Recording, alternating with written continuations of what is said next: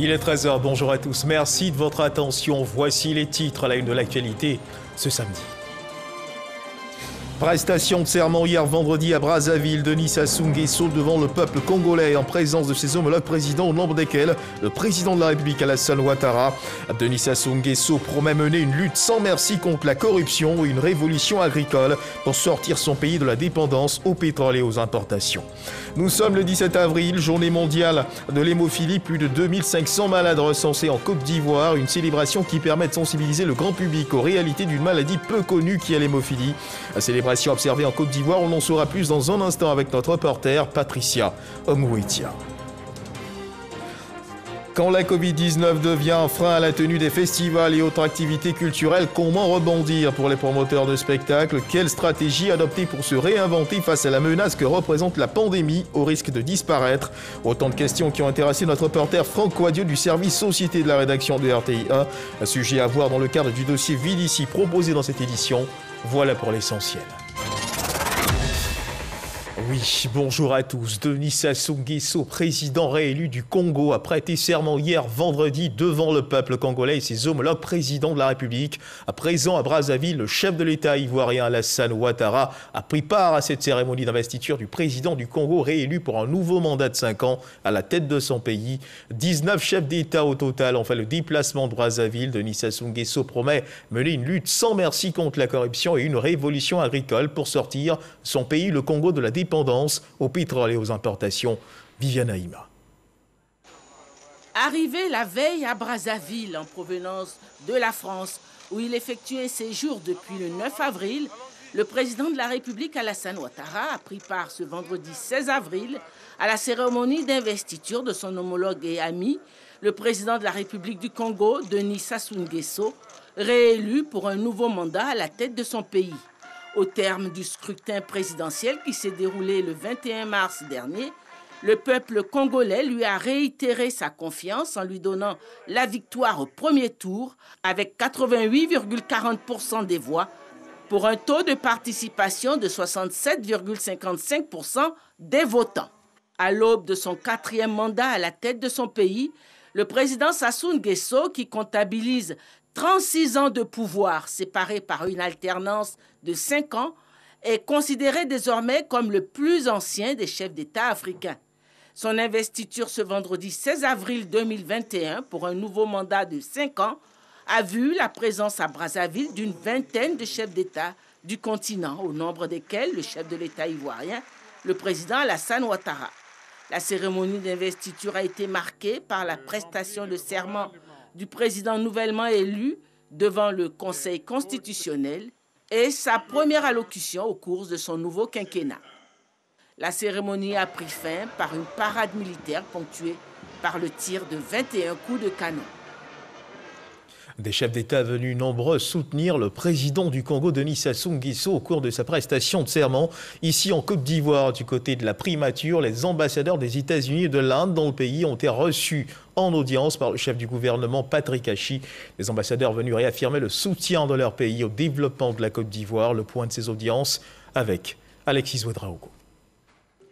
En fin de journée ce vendredi, le chef du gouvernement, Patrick Hachi, reçoit l'ambassadeur des États-Unis en Côte d'Ivoire. Richard Bell est venu dire toute sa conviction quant à la dynamique nouvelle de développement impulsée dans le pays. Monsieur le Premier ministre m'a fait l'honneur de me recevoir et je l'ai félicité pour sa nomination à la tête du gouvernement. Nous nous connaissons bien parce que dans son rôle précédent en tant que ministre d'État, secrétaire général de la présidence de la République, il était très impliqué dans le domaine de la coopération bilatérale et je lui ai réaffirmé le respect et la confiance du gouvernement américain. Vraiment, nous sommes convaincus que la Côte d'Ivoire est un pays qui a beaucoup de potentiel et nous sommes très optimistes et c'est bien pour cela que nous sommes heureux d'investir dans l'avenir de ce pays. Jeudi, en fin de journée, c'est l'Inde qui, par la voix de son ambassadeur, réaffirmait sa volonté de renforcer sa coopération économique avec la Côte d'Ivoire. L'Inde va renforcer sa coopération avec la Côte d'Ivoire dans un partenariat gagnant-gagnant. dans les domaines de la santé, de l'industrie pharmaceutique, pour s'étendre à la lutte contre la maladie à coronavirus qui sévit en ce moment dans le monde. En outre, nous pourrons explorer les domaines tels que l'agriculture, l'industrialisation et le renforcement des relations de fraternité et d'amitié entre nos deux peuples. L'Inde se positionne comme le 8e client et 4e fournisseur de la Côte d'Ivoire. Le pays reste à ce jour une porte d'entrée importante sur le marché de la CEDEAO, une communauté dotée d'un marché de plus de 350 millions de consommateurs. Quittons les parvis de la primature et prenons ensemble la direction de l'école de police d'Abidjan. Ils sont 133 nouveaux commissaires qui viennent renforcer les rangs de la police nationale. Jugés aptes par leurs formateurs, ils ont reçu leurs épaulettes, couronnement de 2 années de formation des mains du ministre de l'Intérieur, de la Sécurité, du président de la commission électorale indépendante, parrain de cette cérémonie. Ces nouveaux commissaires ont été invités à servir la nation avec courage, probité et abnégation. Ils ont été également invités à pratiquer les vertus de loyauté. Abou Sanogo. Ils ont été déclarés aptes à exercer la fonction de commissaire de police. Ils sont 133 élèves, issus de la 43e promotion 2019-2021. Et ils ont tous achevé leur formation académique jalonnée par l'enseignement de 27 disciplines, assortie de contrôle continu des connaissances et de 2 évaluations partielles, d'un stage pratique dans les services de la police nationale et de la soutenance d'un mémoire de fin de formation. Ils viennent grossir les rangs de la police nationale pour le service des populations et de la République, en présence du ministre de l'Intérieur et de la Sécurité, Wagondo Diomandé, et du président de la commission électorale indépendante, Coulibaly Ibrahim Kubier. Ils vont solliciter le parrainage de leur promotion. Monsieur le ministre de l'Intérieur et de la Sécurité, nous voudrions avoir l'honneur de choisir comme parrain Monsieur Coulibaly Ibrahim, président de la commission électorale indépendante. Parrainage accordé, ces nouveaux commissaires vont recevoir leurs épaulettes couronnement de 2 années de formation des mains du ministre de l'Intérieur et de la Sécurité, Wagondo Diomandé, et du président de la commission électorale indépendante, Coulibaly Ibrahim Kubier. Une remise de grade qui consacre leur intégration définitive dans la grande famille des commissaires de police. Ils seront à cet effet exhortés à la loyauté, à la probité et à la rigueur. Je suis très heureux de vous compter désormais parmi mes collaborateurs. Et j'ai bon espoir que nous réussirons ensemble à relever tous les défis sécuritaires du moment. À ceux parmi vous qui tenteront de suivre les traces des rares brebis galeuses, celles qui jettent le discrédit sur la noble corporation de la police nationale, je promets, comme le demande votre devise, toute la rigueur des règlements et de la loi. Coulibaly Ibrahim Kubier a invité ses filleuls à être des modèles de loyauté. Chers filleuls, sachez que j'attends le meilleur de vous. Pour cela, vous devrez vous rappeler tous les jours votre devise et tourner le dos à toutes les pratiques décriées au quotidien, à bon ou mauvais droit, par la population ivoirienne. Je vais vous dire, si vous venez à la police pour vous enrichir, vous en sortirez pauvre. A contrario, si vous venez à la police pour servir la nation avec abnégation, je puis vous assurer, chers filleuls, que vous en sortirez riches. Oui, riches de beaucoup de choses, riches du respect de vos concitoyens, riches de la fierté de vos amis et de vos parents, et solde de tout compte avec la République qui vous sera à jamais reconnaissante. 61 sont issus du concours direct, 68 du concours professionnel, auxquels s'ajoutent 4 recalés de la promotion 2018-2020. Un défilé de troupes à pied a meublé cette cérémonie. Nous sommes aujourd'hui le 17 avril et chaque année à cette date est célébrée la journée mondiale de l'hémophilie, une célébration qui permet de sensibiliser le grand public aux réalités d'une maladie peu connu qui est l'hémophilie. Et dans notre pays, l'ONG internationale et autres maladies du sang, en partenariat avec le ministère de la Santé, ont célébré cette journée au plateau en présence des parents de malades de l'hémophilie. Patricia Omoitia. Maladie héréditaire du sang, l'hémophilie est due à la diminution ou à l'absence dans le sang d'un facteur de la coagulation, ce qui provoque de fréquentes hémorragies principalement localisées dans les articulations et les muscles. Pour les arrêter, voire prévenir ces saignements, les traitements actuels administrés directement par voie intraveineuse apportent le facteur de la coagulation qui fait défaut. La Fédération mondiale continue de nous envoyer gratuitement les produits nécessaires à la prise en charge. Récemment, l'État de Côte d'Ivoire a signé un accord avec un laboratoire pour mettre à notre disposition le dernier médicament que la science vient de découvrir pour prendre en charge les malades. Selon l'ONG internationale Hémophilie et autres maladies du sang, on estime en Côte d'Ivoire à plus de 2500 le nombre de personnes affectées par la maladie. Cette relative rareté fait de l'hémophilie une maladie peu connue du grand public et contribue à isoler davantage les patients qui en souffrent. Ça part de 4 ans, on a vu que le premier était hémophile. Le saignement, ça peut être sous la peau. Il y a des saignements qui sortent et ça coule seulement. Ça ne s'arrête pas. Chaque semaine, tout enfant bénéficie d'une injection de facteurs. Cette année, l'accent est mis sur le thème « S'adapter aux changements, perdurer la prise en charge dans un nouveau monde ». La prévalence nous fait savoir que sur une population de 10 000 habitants, il y a au moins une personne qui est malade de l'hémophilie. Et vous voyez la population ivoirienne qui fait plus de 25 millions d'habitants, alors on devrait se retrouver avec plus de 2500 patients hémophiles. Malheureusement, nous n'avons dans nos registres qu'environ 120 personnes que nous reconnaissons et que nous prenons en charge. Depuis 1989, la Journée mondiale de l'hémophilie est le jour où l'ensemble de la communauté concernée par les troubles de la coagulation se réunit pour célébrer les progrès constants dans les traitements, tout en sensibilisant le grand public et en attirant son attention sur les questions liées à l'offre de soins.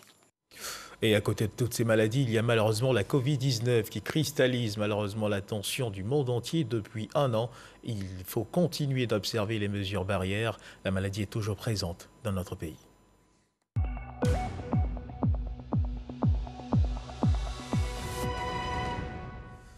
Et justement, le ministère de la Santé, de l'Hygiène publique et de la couverture maladie universelle a enregistré hier vendredi 16 avril 2021 30 nouveaux cas de Covid-19 sur 2497 échantillons à prélever, soit 1,2% de cas positifs, 68 guéris et 1 décès.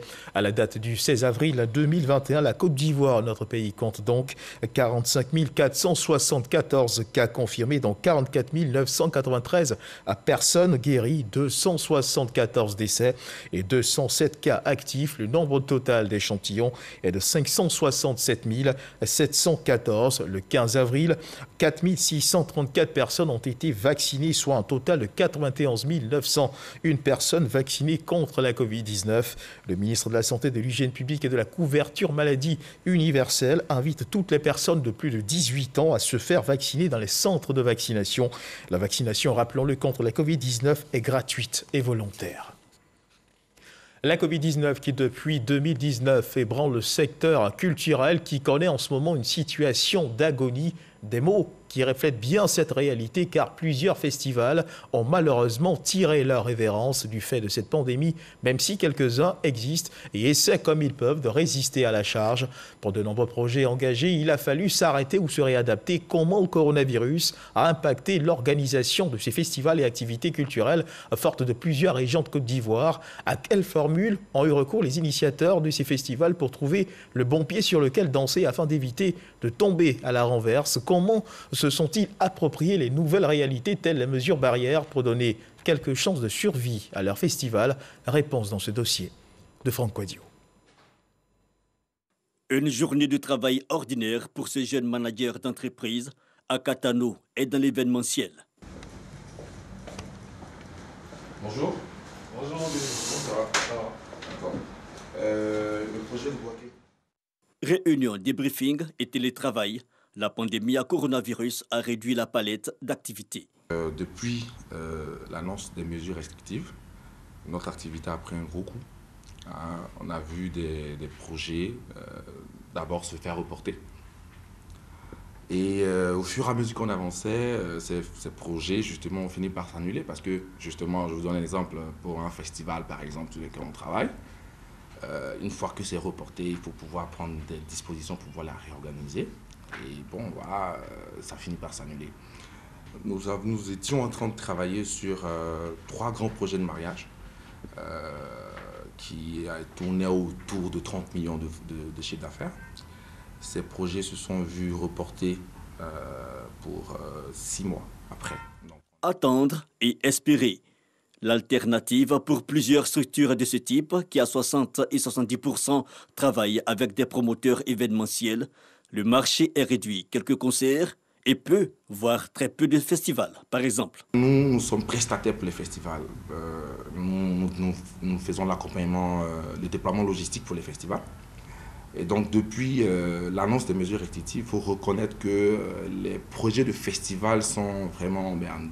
Les festivals, justement, parlons-en. L'activité en recrudescence avant la pandémie a pris aujourd'hui du plomb dans l'aile. Rendons-nous à Divo. Nous sommes dans le centre-ouest du pays. 11 décembre 2020. C'est la réunion bilan de la 10e édition du Diaka Festival. L'activité a pu se tenir de justesse. Le coronavirus est passé par là. Nous avons perdu beaucoup de partenaires, mais pour nous, c'était une édition de défi, à savoir mettre les parents, mettre les populations dans un contexte difficile, ensemble, pour parler de la paix. Mais il a fallu, selon le promoteur, ajuster les prétentions. Le budget prévisionnel d'août 2000 qui devait permettre d'organiser Diaka Festival en août était de 58 millions. Nous revenons à 22 millions et c'est plus de 50% que nous perdons. Les mêmes contraintes rencontrées ailleurs. À Bouna, nord-est du pays, le festival du Bunkani soutenu par le conseil régional, comme l'explique son président, a aussi connu un réaménagement conjoncturel. Nous avions en général au niveau du conseil régional un soutien de 60 millions que nous apportons pour la réalisation du festival. Cette année, nous sommes tombés à 50%, donc à 30 millions que le conseil a pu payer parce que toutes les collectivités ont dû être frappées par une restriction budgétaire due aux recettes étatiques même qui ont dû être impactées. Le défi du maintien des activités en dépit de la pandémie, la solution a été l'adaptation aux règles sanitaires. Les populations à l'intérieur n'ont pas toujours accès à la bonne information. Il nous faut, nous, en tant qu'élus locaux, en tant que représentants de ces populations, revenir vers elles et leur donner la bonne information. Donc, nous avons dû faire de nombreuses tournées. Nous avons mis à disposition de ces populations-là les kits sanitaires pour leur permettre le lavage des mains, pour le port du masque et les exhorter à s'y habituer. Il a fallu faire d'autres campagnes de sensibilisation pour amener les gens à comprendre que le festival allait se tenir, mais pas comme les autres années. Et qu'il faille respecter donc certaines dispositions pour permettre que les vies ne soient pas mises en danger. Et ça, les populations l'ont bien compris et elles nous ont suivis dans ce sens-là. Promoteurs privés ou soutien aux collectivités, la constante est pour tous le coronavirus qui aura impacté l'organisation des activités. D'une année à l'autre, la pandémie est restée tout aussi présente. Région des Lacs, centre de la Côte d'Ivoire, nous sommes au début de la période pascale. Le village d'Akpesekro se prépare à fêter Pakinou. Les festivaliers viendront pour la plupart des grandes villes, notamment de la capitale économique, Abidjan. Réunion de crise chez le chef du village. Pas trop peur de nos parents qui vont venir de Basse-Côte, ils vont venir de Soubré, Bio, dans la zone forestière. On n'a pas trop peur. On a plus peur de nos enfants qui vont venir d'Abidjan.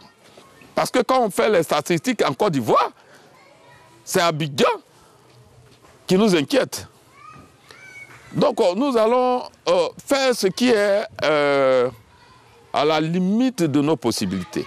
Paris, le village de point de lavage de mains, de distribution du cache-nez, nous n'aurons pas l'occasion de vérifier la pratique, mais un constat, les mesures barrières sont au centre des pratiques culturelles, désormais. On vient de finir la réunion. L'année passée, on n'a pas pu fêter à cause de cette maladie. Mais cette fois-ci, si on suit les mesures, l'année qui arrive, 2022, ça sera bien fort que ça, et ça sera bien organisé. Manifestation publique avec les moyens du bord. La tutelle, cependant, garde son droit de regard, direction de la promotion des arts et de la culture. Et si la question du suivi des activités culturelles est une préoccupation, un plan de soutien à la création artistique mais aussi à ses acteurs, a été élaboré. Il y a eu plusieurs mesures d'accompagnement. Le fonds d'appui aux acteurs du secteur informel était doté d'un budget de 150 milliards.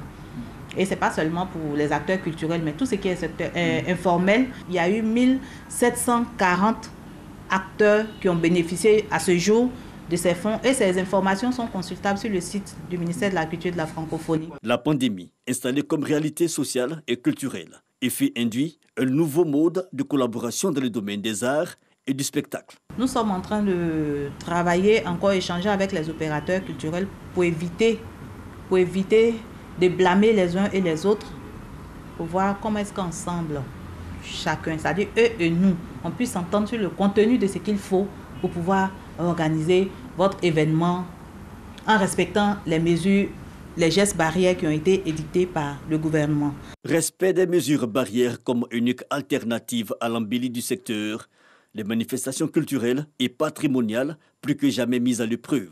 Face à la réalité du coronavirus, l'espoir du lendemain meilleur reste de mise.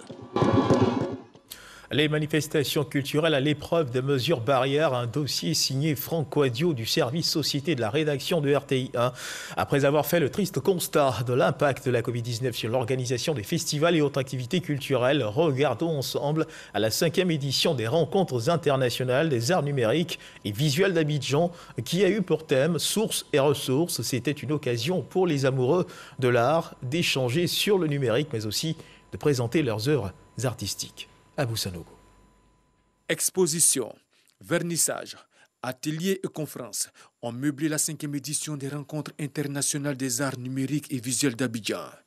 Une trentaine d'experts, peintres, sculpteurs, performeurs, designers, multimédia et photographes issus de la Côte d'Ivoire, du Sénégal, de la République démocratique du Congo, d'Israël, de Belgique et d'Australie ont pris part à ce rendez-vous qui avait pour objectif de contribuer au développement des nouvelles technologies liées au digital et aux arts avec pour mission d'ouvrir des opportunités sur les formes innovantes d'expression artistique ainsi que la promotion des jeunes talents. Après 3 éditions, je me suis rendu compte que c'était assez hermétique pour beaucoup. Donc il fallait ouvrir aux arts visuels. Donc la peinture, la photographie d'art, la gravure, ainsi de suite, qui sont déjà pratiqués chez nous et que les gens maîtrisent mieux. Donc c'est devenu Rencontre internationale des arts numériques et visuels. Et à cette édition, ce qui est aussi intéressant, c'est que nous avons pu ajouter le design qui n'existait pas initialement dans le festival et aussi la sculpture que nous n'avions pas dans le festival. Les différents participants se félicitaient de la tenue de cette édition à Abidjan. Au cours des conférences et panels, les échanges ont mis en lumière la nécessité d'une meilleure valorisation des artistes et la professionnalisation de l'environnement de l'art africain dans sa globalité. Il a été pendant 4 jours mentionné l'importance de la création d'un marché de l'art africain, ainsi qu'une plus grande implication des mécènes locaux pour soutenir l'art sur le continent. L'actualité, c'est aussi cette action de solidarité du mouvement LRD Nouvelle Énergie. Entendez les libéraux pour la renaissance et le développement manifesté à l'égard des fidèles musulmans de la mosquée du quartier Andokwa 15 Cocotiers située dans la commune de Yopougon. Ce mouvement a lancé l'opération dénommée Sounakari du souvenir avec AGC, une opération qui a pour but de soutenir les populations défavorisées en ce mois de partage et de solidarité pour la communauté musulmane. Abou Sanogo. Pour la phase pilote de l'opération Sounakari du souvenir avec AGC, le mouvement des libéraux pour la renaissance et le développement, LRD Nouvelle Énergie, a choisi la mosquée du quartier Andokwa 15 Cocotiers dans la commune de Yopougon. Des kits alimentaires composés d'huile, de sucre, de lait, de riz et bien d'autres offerts aux populations afin de leur permettre de passer un bon mois de jeûne du Ramadan. Valeur du don estimée à plus de 2 millions de francs CFA.